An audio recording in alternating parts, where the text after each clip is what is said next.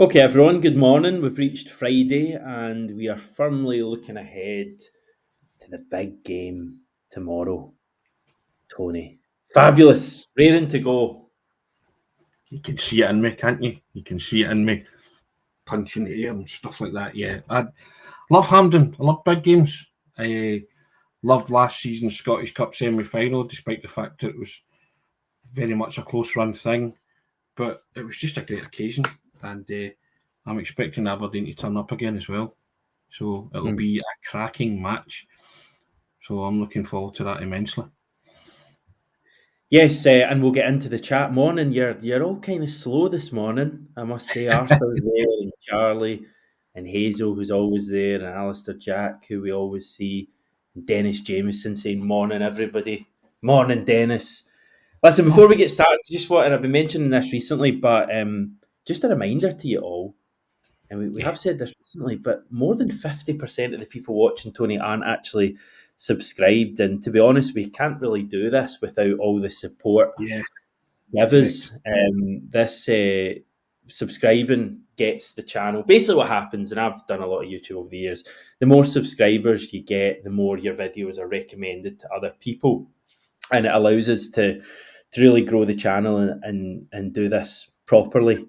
And it also gives you, if you subscribe, a little benefit. We hear people quite often, Tony, saying, I missed the start of the show because you started early or whatever. And if you're subscribed, you actually have an option to click the alarm bell, and it means that you'll be alerted every single time we go live. And I believe it actually alerts you before we go live as well. I think when the stream gets scheduled, you get a wee notification. So that's a good reason to subscribe. So would you all please subscribe? I know you're all amazing people, and I know we ask a lot of you, but if you're able to subscribe, it's absolutely free. And as I say, gets you that benefit and allows us to grow the channel. So it's much appreciated, Tony. Yeah. Yes. Brown Warrior, comment, like, and subscribe. It's not difficult and it's free. I can only echo that sentiment. And we thank everybody that has. And Arthur Taylor, come on, everybody subscribe. Hail. That's the message. You know, we want to continue to grow the channel, as Hamish says. We have grown it since Hamish has come on board. We've grown it quite significantly since you came on board, Hamish. Don't know if that's a slight on me and Ryan, but hey, there you go. That's what it is. In spite of me, I would say. No, we're steady continual growth. We love what we do. We're passionate about what we do.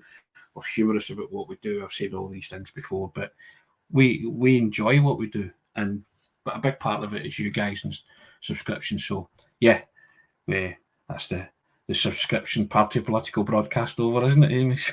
It does. Henry McClark, I wonder how long it would take for someone to comment on the floating head, because I'm wearing all black. Henry McClark actually, or maybe not a mistake, the gloating head. Gloating head was Wednesday night when I saw that result at Pittodrie. But yeah, we're facing Aberdeen this weekend again, Tony, and it's got that big game feel. And it's going to be a real test for the team. But in answer to that question that's at the top of the screen, can Celtic end long Aberdeen unbeaten run at Hampden? You reckon yes? I do reckon yes. And I reckon Aberdeen put a lot into Wednesday night against Rangers, and Celtic had the luxury of resting a few players. So I think, but I'm not. I'm strapping myself in for it possibly going all the way again, Hamish, as well. You know, I just think it's got a real. People have said that, and I don't like it. I don't like it either. But I just think that Aberdeen they're playing as well as they can be. They're coming in with their tails up. They're as confident as they'll ever be. But I say it, and I say it all the time. You have to go some to beat Celtic normally in a semi-final at Hampden or at Hampden. As they just have that big game mentality. They turn up, and Rodgers will have the benefit of having a lot of his players back. Celtic's strongest, or arguably their strongest squad available to them. So, he's got a few decisions to make, as you guys spoke about yesterday. But I just feel that Rodgers is an uncanny knack of saying this is when Celtic turn up, doesn't he? They just kind of flick that switch and they get into that big game mode that they seem to, and they always seem to prevail. So I'm banking on that. I'm just banking on Celtic's experience to guide them through this one. AR wondering if everyone is fit for Saturday. I believe they will be. I think Roger said that, but we're still. I think we'll get a better idea today. But basically, the chat was that McGregor could have played on Wednesday, didn't. Kuhn could have played on Wednesday, also didn't, because there's no need to risk it with either of them. And Ida should be good for the weekend. He seems to have escaped from that horror challenge on Sunday. Yeah, we should have a full squad to choose from. Yeah, and we'll find out more today. The manager will address the media. I think he's addressing them 1:30 today in his press conference. So we will find out exactly who's fit and available for the big game tomorrow evening, 5:30 kickoff. Not a fan of the 5:30 kickoffs, to be fair, Hamish, but you're not. No, Ryan loves it. It's great, but I love it because it's it's a 4:30 kickoff here, which is not great in the morning, but it's actually means I get a bit of a better sleep than if it was at like 2, for example. Fair enough. I'm a traditional man. I like 3 o'clock. I mean, I don't see why it can't be 3 o'clock, but that's just me. But yeah, can't wait for it. It's just, and I think I'm not anticipating the manager saying that he doesn't really have a clean bill of health. You know, you mentioned the players there. I think everybody will be okay. I think there's also, and I mean, maybe talk about it. I think there's an argument for if he does fit, and he's proved his fitness, that he plays. Because I'm not too convinced of Kyogo at the minute. Just seems to be doing things that are uncharacteristic, like missing sitters galore, Hamish. He missed another couple on Wednesday night, which the second one of which, when he had the whole goal to aim at and he screwed it hopelessly wide, I just couldn't believe it. It's very un-Kyogo-like, you know. So I'm tempted to.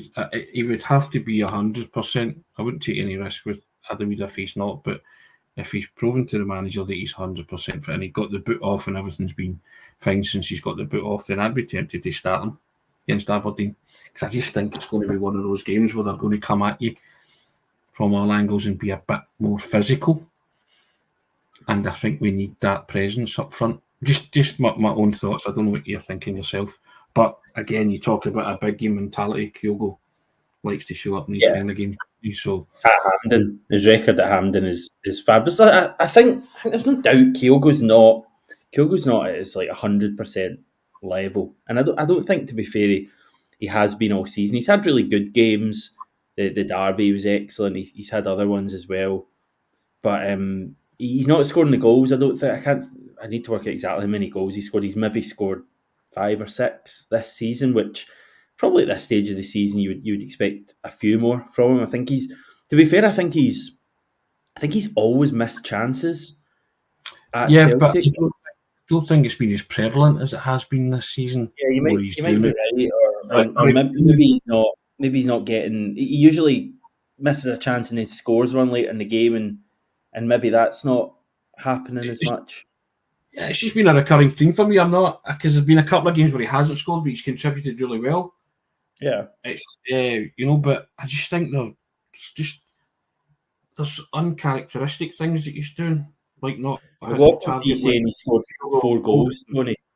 4. Which so I think will be in the league. We are in November. Our top goal scorers are Kuhn and Maeda with 6 in all competitions, aren't they? Okay. So, and well, you would have expected a better return, wouldn't you? And he would have had a better return had he scored the sitters. That's what I mean. So it's because even the one beforehand where he hit the goalie's feet and it was a good save, but I still backed him to score it as he's running through. You know, so it's just and people can say, yeah, he's still getting into the areas, he's still getting involved, he's still getting into the positions. I get all that, right? I'm just saying I'm tempted to start Adam Reader because it's going to be a different type of game tomorrow. And they're coming at you and there's a physical presence there. And but if you want to go back and talk about Kyogo's Hampden record, it is great. It's good. I'm not disputing that. I'm not disputing who the manager picks, but I just think there is a question to be had there as well, as much as there is about who do you pick in defence? I think he's got a big decision to make in terms of Ida and Kyogo. That's all. I'm playing devil's advocate on it, but on any given day, I would probably start Kyogo, but I just think he's off the boil at the minute, and that's a concern for me. That's all I'm saying. And it's a concern that he's missing these chances, which Kyogo would have put away in his sleep. Kyogo of old. That's all. And I think you have to flag that up, don't you? You have to address it. Yeah, I think he'll start the game, and I really wouldn't bet against him scoring a double, because he's that kind of player. I mean, I feel like he's had wee spells like this over the course of his career, and then he just pops into life. And to be honest, I'm not massively concerned. I agree with you that he's clearly someone, Henry Clarkson describing it as a rut, and maybe that's fair, maybe that's slightly too much, I don't know, but I think he'll start, and as I say, I'd fancy him to get involved. For me, the encouraging thing is that he is getting the chances, but he also, the two big chances he had, well, he had three. There was one at the start of the second half, I think, that was kind of cleared off the line, and then he volleyed it over. But the first two, and especially the first one he had from the Ralston pass, he looked sharp, and his first touch was really good. And I actually thought he kind of did all right to get the shot away, and he did probably as well as he could. The second one, he should clearly score, but potentially, if he does available, he could certainly come off the bench. But conversely, his last goal and his last set-up was against Aberdeen in that magnificent first half when he was great, and he had a goal and an assist. So, that's... I want that Kyogo to turn up at Hampden if he starts, let's put it that way. And at this moment in time, there's no guarantee of that Kyogo turning up, whereas in the past, I had no qualms about him. I didn't have to ask any questions about him, because there was no questions. He was just always reliable. And I'm not saying he's not doing the things. He is getting into possessions and he's making runs and stuff. I get all that. I just think tomorrow, so it's smell the glove. Tony used to go off on Maida and he'd have a great game, so hoping to say, fuck it. I didn't go off on Maida. I always said that Maida was his Celtic's equivalent of Forrest Gump. You just don't know what you're going to get with Maida, and I accepted that, and I think the Celtic supporters accept that about him. But there are times I said when his crossing was brutal. It's absolutely brutal. But he does that defensive shift. We're going to need him tomorrow as well, because there's a defensive shift to be done there, Hamish. Because, as I say, Aberdeen have got their tails up. They're playing really well. They are unbeaten in 15 games now, I believe. So, fair play to them. But I still think this Celtic team, when push comes to shoving in a game of this magnitude, trump them and we'll beat them.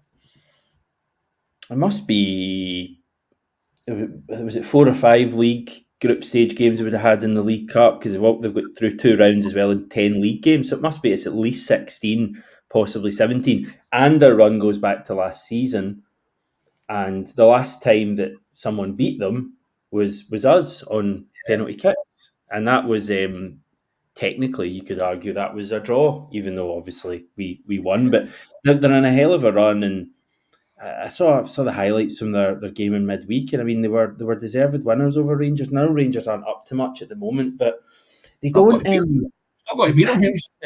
100%. They've got a bit of this. Remember Steve Clark's Kilmarnock team? And I watched a lot of them because I was kind of doing some work. I covered a lot of Kilmarnock games at the time, and I saw a lot of games of that Kilmarnock team. And they never really impressed me. I never really saw a real free-flowing team who were moving the ball. They never seemed to play that well, but they always had a knack of getting results, and quite often, even when they didn't play well, they won. And I think Aberdeen have got a bit of that. I don't think Aberdeen have had many blow-away performances where folk would come away going, what a performance that was. But in narrow games, they find a way to get results. And I think that's very difficult for us going up against that on Saturday. I mentioned it before we played them at Celtic Park, that they were showing Celtic traits, that never say die, winning late like they did the other night, or late-ish. and just grinding out results and getting, goals when it matters. And I agree with that. That's hard to play against. Coming back from 2-0 down against Celtic as well, and having that spell in the game where they were terrific. They actually scored 3-1, was chopped off, and one wondered if had that stood, how would Celtic have reacted? But conversely, Celtic did react and could have won that 3-2, 4-2, 5-2, 6-2 on any other day. So there's a lot, and I mentioned also that there's a lot of history being written about this Aberdeen game. Celtic could have and should have battered them because they had a brilliant first half, and then they had a cracking 15-20 minutes at the end, including all the injury time. And I think the managers mentioned it a few times as well, just to say to people, look, we should have won that game, but we'll be better. We're getting better. And I think that's just and someone saying, are you in a title race? And he keeps saying it's too early. We're only 10 games in. He's not dismissing Aberdeen. He just knows what it takes to win a title. So he doesn't want to sort of commit straight away and say, yep, we're in a title race, yada, yada, yada. He's given Aberdeen the respect and the due, saying they're a good team and they got good results. But you have to sustain that over an 8-month season, not just first few months, not just the first part of the season. So I think Brendan Rodgers is too wily and wise for those kind of things. But at this moment, they're your nearest challengers, your strongest challengers. They're unbeaten like you, dropped 2 points like you, and they're flying high like you. So they pose a real threat to your League Cup final ambitions tomorrow, and you have to take that seriously. But conversely, Celtic have the squad and the depth to see off Aberdeen tomorrow, and I'm fully convinced that Celtic will do that. I think the team will have been really frustrated with how that last game against Aberdeen ended, because we should have won that game in two ways. 2-0 up. How often are Celtic pegged back from 2-0 up? And I think what was frustrating about it was I know Aberdeen made changes at half time, but I personally think them getting back into that game was more about us than them. I don't know, that might annoy any Aberdeen fans watching. The point I was going to make was that will have been frustrating, but also the fact that those late chances, Tony, how the hell did we not win that game? And that game is really fresh in everyone's memory. What was that, 2 weekends ago? So I think going out, they're the only team that have stopped us winning, the only domestic team to stop us winning this season. And I think the team are going to be ready to. And I know we're going to say that it's going to be a tough game, and I actually think it will be a tough game. I don't think it's going to be a blowout or whatever, but I think the team will be thinking, I don't just want to beat Aberdeen. We want to confidently show that we are still, streets ahead of the second.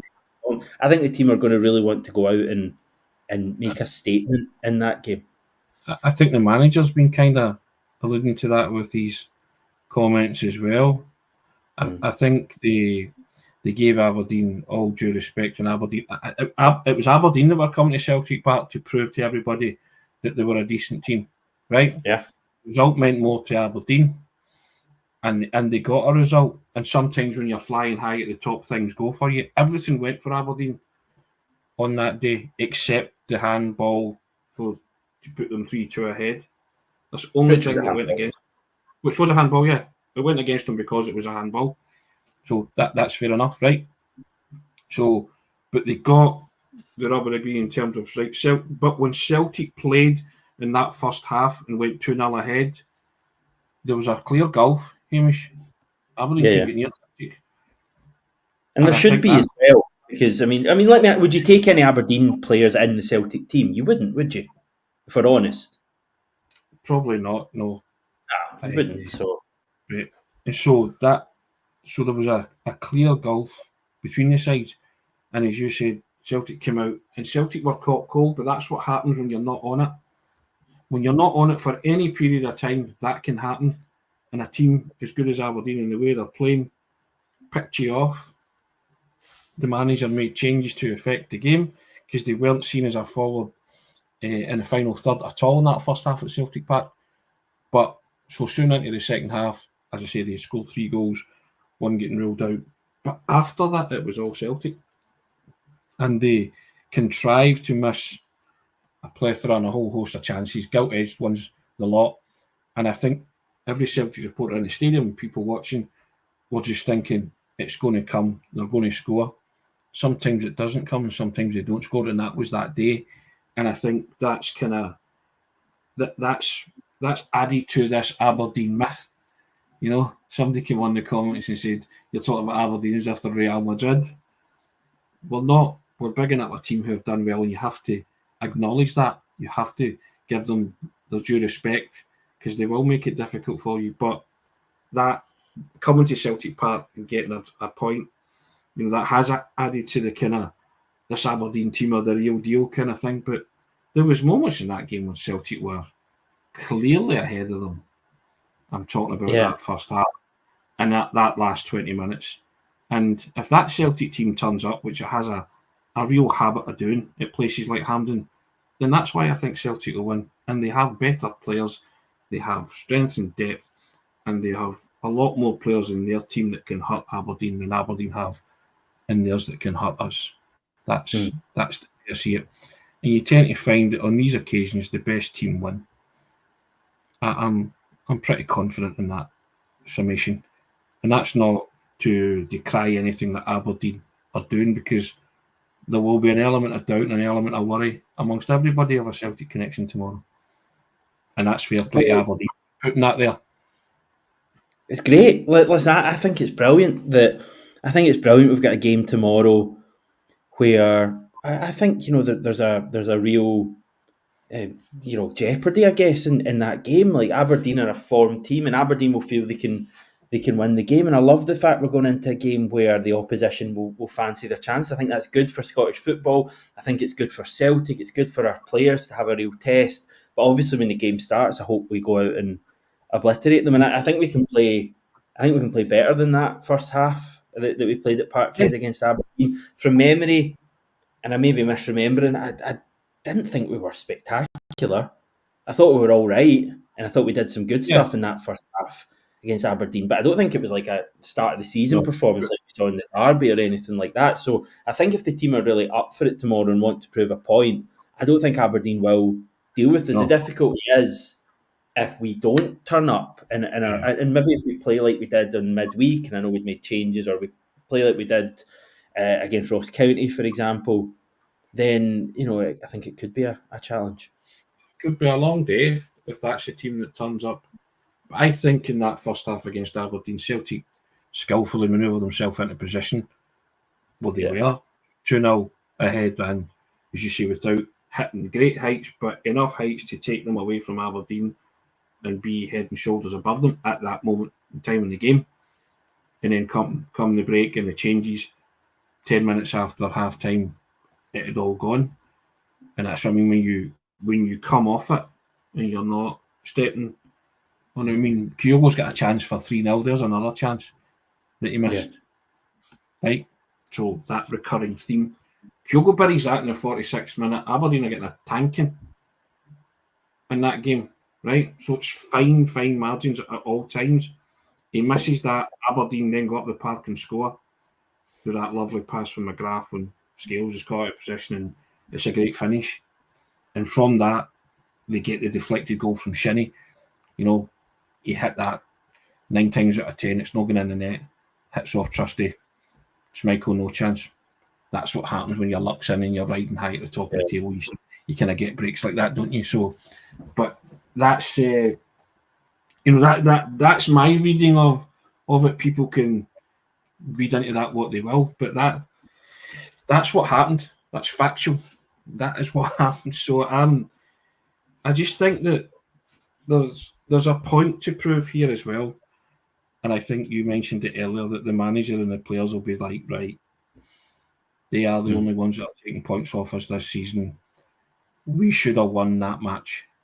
Let's prove that we are still bosses in Scottish football. And this is another example. And people talk about the wide expanses of Hampden and all that. And Celtic have got wide players that can create, players that can hurt you down those flanks.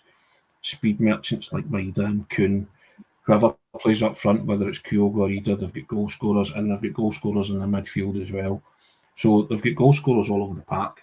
And now Alistair Johnston's fancying his chances every time he goes on the park. He's marauding forward and starting to hit the net with regularity. So I've no qualms that whatever 11 the manager picks will be able to do a number on Aberdeen and do a job. But like you say, they can't afford to switch off for any lengthy periods of time because they get caught cold in the Scottish Cup semi-final after 3 minutes, Hamish. A similar through ball. And we need to watch those. You know who scored again? The boy that went to Girona. Yeah, Mirovsky. I couldn't remember his name there. Yeah. And that was a similar goal that Sockler scored, similar pass, right through the middle, just dissecting you. A couple of minutes into the second half. So you cannot afford to switch off because teams like that who are on it will pick you off. You know, so that's kind of what the Celtic manager will be drumming into his players, that concentration factor at all times. Because when Celtic go off it, they go off it, don't they? Yeah, I'm going to be interested to see how Aberdeen play up front tomorrow because I know Kevin Nisbet, I think, missed midweek, but I believe he's going to be back. So Sockler, who made such a difference against us at Celtic Park, he's a funny player, Sockler, because I've never particularly trusted. And we took that one well at Celtic Park, but I never particularly trust him with a big chance. But he's very quick and his movement's really good and can cause us issues. So will they go with Sockler or Nisbet? I just don't want them to get any clear-cut chances like that, Hamish, tomorrow. You know, avoid that at all costs. Midfield as well. The midfield need to stop the passes. So, yeah, you know what I mean? And obviously, McGregor will be back, won't he? So you like to think that'll help in that endeavour. So there's a lot more positive in terms of Celtic team for tomorrow. I think Aberdeen, we kind of know Aberdeen's best team, and you can't underestimate the amount of energy that they would have expended on Wednesday night. Going into that, it was a huge game for them, and they've came through it. And again, it's great for confidence levels and all that, but it is energy sapping. And Celtic had that luxury of rotating the team, and yet the performance wasn't vintage, it wasn't great, but these guys have had a rest, and I think there's a lot of guys who are going to come out the starting blocks like, right, let's see what you got, because we're bang at it here, we're bang up for this. I just think Hampden produces the best in a lot of Celtic players. It has done for the last while. I just remember when we played Rangers a few years ago, Scottish Cup semi-final, and they'd just gone to extra time against Braga in their Europa League run. And I remember watching that on the Thursday night and thinking, they will have no chance on Sunday because they'll have expended all this energy. And then they turned up 2.5 days later and they looked fitter than us. So I think the fact that Aberdeen won, I think if they lost the game or even drawn the game, it might have had a huge effect. I think you're right. It might, but I'm just always wary of saying that since that. Oh, yeah. I want to go through a few comments. Chilpil, hardest game of the season on Saturday. Domestic Chilpil, surely. I know you mean that. But domestically, yeah, I agree. It is certainly, certainly the biggest so far as well. I would say 2 unbeaten teams. Yeah. Something's got to give. It can't be a draw. It can't finish a draw. It has to be a winner tomorrow. So yeah, of course, regardless. Neil, if we get our noses in front, I doubt we will blow it this time. I tend to agree. I think I know a few people were saying we got complacent in the last game. Perhaps. My feeling was that I think we started that second half quite well when we were 2-0 up. Kyogo had that big chance, missed it. Aberdeen's goal kind of came out of nothing. It was that brilliant McGrath pass, brilliant finish from Sockler. And then I think rather than us being complacent, I think we just got really spooked and suddenly we're giving the ball away and it all became very frantic. And I think we need to avoid that tomorrow. Yeah. If Aberdeen score, because Aberdeen might score during the game, we need to just make sure we're calm and not getting affected like that again. But that's what I mean. When Celtic go off it, they go off it, don't they? Goals change matches, don't they? And that changed the course of that match. Because for that 15-minute period, as I say, Celtic lost 3 goals in quick succession. That cluster thing that I always talk about, it's usually affects them in Europe. But that's the first game that I saw affecting them domestically. And it was bump, bump, bump. And you cannot give any team encouragement because Aberdeen got as much encouragement from Sockler's goal than anything, and then came at you and proved that there was a brittleness there, if brutally honest. So you can't be as brittle as that, even if they come at you early doors, or whenever there's a period in the game where they're having the upper hand. You cannot be as brittle and soft-centred as that. That's what I'm saying. You have to stand up to it. And I think Celtic will. I think that was a warning shot over the bow for Celtic and the manager as well. Some of the players, I just think they thought, right, okay, maybe a lot better than they thought Aberdeen would be. And as I say, okay, take the draw. We'll reconvene at Hampden tomorrow. I think that's what's in a lot of the players' minds. Yeah. Frank Kennedy, we need to get our pre-Dortmund form back for tomorrow and play our strongest team. We haven't been at our best since St Johnstone. I think a drop-off was always going to happen. We're never going to keep up that form from the start of the season throughout the season. But I agree, it'd be great to get back to the St Johnstone game and the ones before that. Henrik McLarsson, semi-finals, usually horrible, close affairs. I don't think this will be any different. Gordon reckons it's a 26-game unbeaten run for Aberdeen, which is quite spectacular. Francis saying, I'm glad we rested Kuhn, McGregor and Maida Hatate till the second half. And Maida and Hatate till the second half. I think this will benefit us in the semi versus the Dons, as I believe they'll be tired after the effort they put in the other night.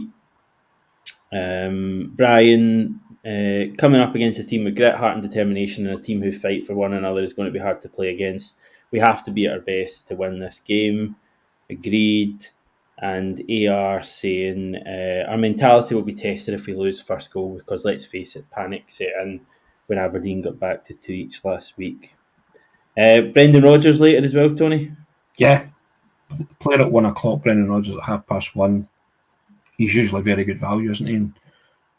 In the Friday media briefing or media addresses. So I always enjoy listening to him and what he has to say, and he is the epitome of coolness and calmness. I think he takes a lot of it on board himself, doesn't he, which transfers it and brings it away from the players. But he's adept at that. That's why I keep telling people that there's elite levels to this game. He is one of those elite level operators. It's not just about results, it's about everything that you do. And one of those things that you do as a manager is address the media and handle all that superbly well. You know what I mean? He was even asked about the Aberdeen game, wasn't he? The other day, and he can't control that, he can't affect that, and rather than dismiss it, he was very courteous and he gave it a reply, didn't he? But if you noticed his words, it's a big game, second versus third. I always tell you to listen to what the man's saying. There's wee kind of signposts saying and things, and I think he was just kind of doing that for the comedy factor as well. Saying second versus, not, it's subtle things like that. Hamish, if you're going to ask me a question like that, then I reserve the right to answer it the way I want to. Okay, as if that's a bigger game than the game that he's managing a football team in to get a result in. No. Most important game is our game. Those things that he was saying about the most important player is the team. Just telling everybody, we've got a good squad of players, we've got a good team. Don't ever underestimate that. Don't talk about other teams in front of me when you're talking about my team, that kind of thing, because I'll always remind you.